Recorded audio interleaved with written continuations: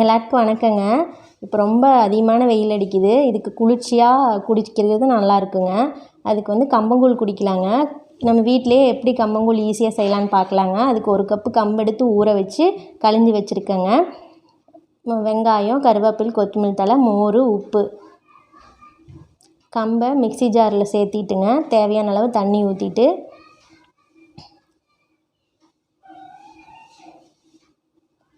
ஒரு 3 சுற்று சுற்றிக்கலாங்க.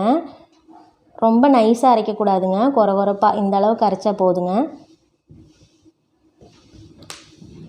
இப்போ ஒரு அடிக்கனமான பாத்திரத்தை அடுப்பில் வச்சுட்டு தேவையான அளவு தண்ணி ஊற்றிட்டுங்க. தண்ணி சூடானதுக்கப்புறமா நம்ம அரைச்சி வச்சுருக்கிற இந்த கம்புக்கூழ் எடுத்து ஊற்றிக்கலாங்க. இதை ஒரு 15 நிமிஷம் வந்து அடி பிடிக்காமல் அப்பப்போ கிளறி விட்டு வேக வைக்கணுங்க. ஏன்னா அப்படியே விட்டோம்னா அடி பிடிச்சிருங்க. அதனால் சிம்மில் வச்சு 15 நிமிஷம் வேக வைக்கணுங்க. இப்போ ரெடி ஆயிடுச்சுங்க. மோர் ஊற்றிட்டு வெங்காயம், அந்த கருவேப்பிலை, கொத்தமல்லி தழையெல்லாம் சேர்த்திட்டுங்க.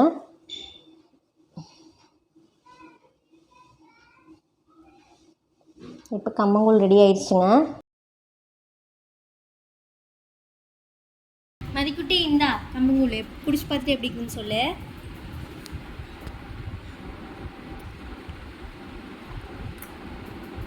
நல்லா இருக்குமா?